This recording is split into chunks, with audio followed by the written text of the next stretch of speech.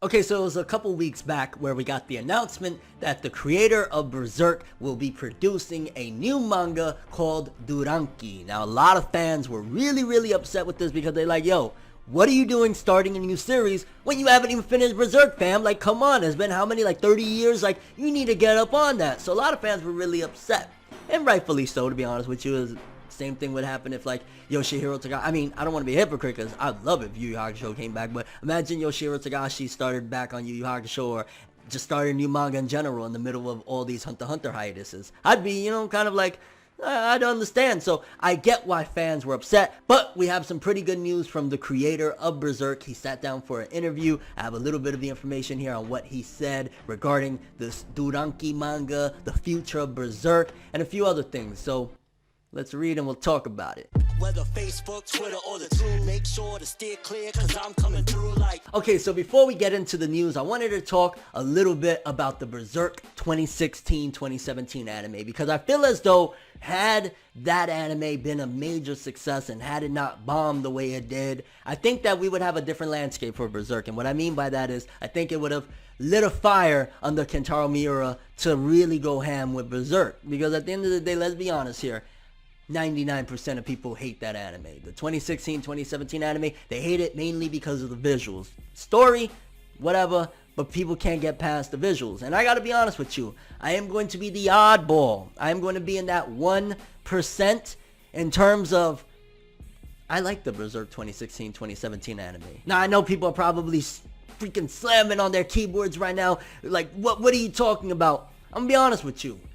I look at it like this, right? And I want to throw you guys something and see what you guys' thoughts is on this. Am I wrong or am I right that a strong story, one of the best stories, as long as the story is incredible, can outdo and overcome anything? So even though, yes, I am not denying, I am not going against the fact that the Berserk 2016-2017 anime, the visuals at times are horrendous. I mean, that classic scene of Guts, walking off the screen when he's talking to the little witch. I can't pronounce her name to save my life, but no denying the visuals is horrible. But I gotta say that, to be honest with you, I personally enjoy the Berserk 2016-2017 anime. Like, I actually really had a good time with it. Again, I understand completely, visuals is terrible, missed out opportunity, and it's not like I'm saying, oh man, that was the best way to go. To be honest with you, a couple things I thought about it when I was watching it was, they probably had a budget for about maybe 12 episodes, maybe even less than that.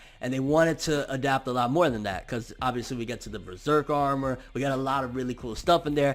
And unfortunately, it seems as though they spread out a budget for possibly, again, 12 episodes over 24. And how do you do that? You cheap out on the art and animation. So they made, this whole CG fest, and then they put a lot of cell shading over it to make it look more two-dimensional because the 3D didn't work. I will say that the second core of the Berserk 2016-2017 anime does look a bit better for a good majority of it than the first core. Like the first 12, or is it 12 or 13? I don't know. But the first core of episodes, hands down, there was almost no silver lining to it. They just really did bad moments. The only thing that kind of, for the most part, they tried to make look really well done was Griffith. Every scene that Griffith showed up in, it was like, yo, they really put some time. Not every scene, because even there was some bad Griffith scenes. But for the most part, they really tried to make Griffith look great. His return, all of that stuff was incredible. In the second half, there's still, again, like that infamous scene of Guts. And just there's quite a few scenes that is just like, the action scenes mainly that,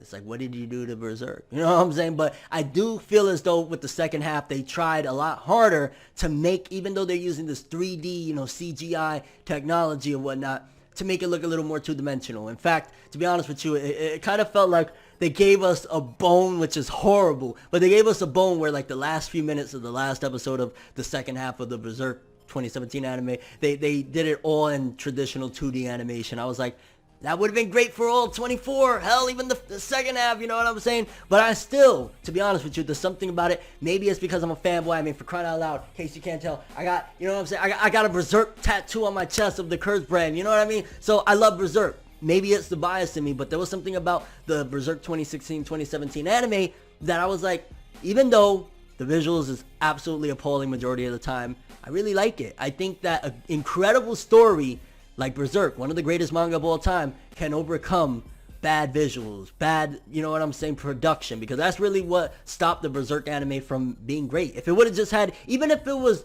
normal 2D animation, but it was like some Toei animation barely moving the models on their worst day type of shit, I think people would have appreciated it more than the CGI that they did. And it's hard because at the end of the day, there's a lot of incredible fights that in the manga look godlike. So how do you bring that into anime with a very low budget? Because it seems that that's the case. It seems that they didn't have enough money for like a lot of manpower to make this. How do you make it where incredible fights, like when Guts uses the Berserk armor for the first time, and all of those incredible fights against Zod, and a lot of the things that goes down, how do you do that when there's so much action in Berserk in 2D animation with a low budget? I think that that's the problem that they faced, and it's unfortunate because I really, really, really love Berserk, and I do think, again, that there's a silver lining to the Berserk anime, that we get to see the story in motion with color and music and voices and stuff like that. It's just, again, the CGI is a nightmare. So I kind of just wanted to throw that in there because I just finally finished the Berserk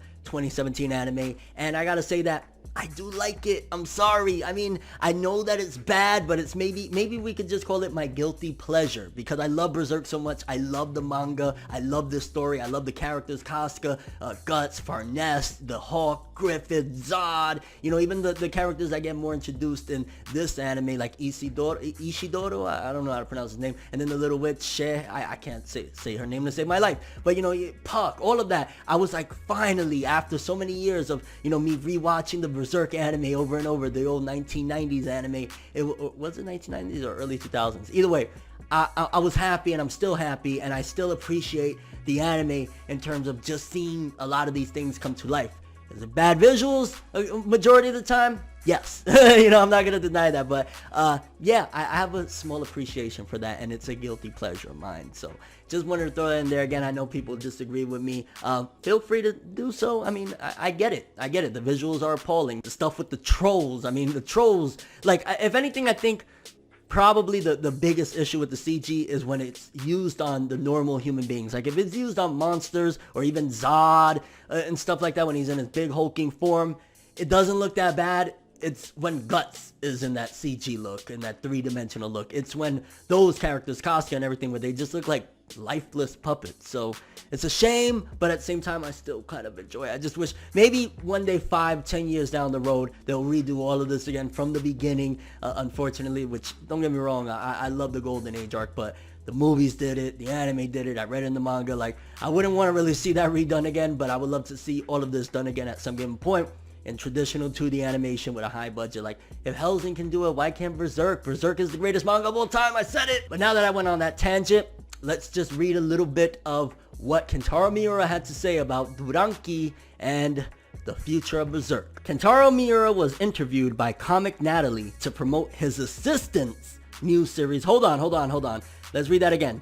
His assistant's new series, Duranki. So it seems as though they want to make it very clear, because a lot of people, again, were very, very upset. Like I said in the beginning of this video, before I went on my tangent talking about the freaking Berserk 2017 anime, they were very upset that his name was slapped on there as, you know, like he's creating it. But it seems as though it was just, maybe they used his name, maybe they're using some of his, you know, influence on there to get it started or whatever, but it seems as though this is not really his story. This is his assistant's story. He's just putting it like his production company is the one creating it. And it's like, if it's that, then there should be no problem at all. I don't think the fans should have any type of problem or outrage or whatever, because it's like, it's not Kentaro Miura himself, it's his assistant, and they're just using his name, and maybe he's overlooking it. I will say though that the characters that we got in the color page and the promotional thing, it does look very similar to Berserk art. Like, one of the characters, the little squirrel looking dude, looks like Isidoro, and then the other little girl kind of looks like a smaller version of Farnese. So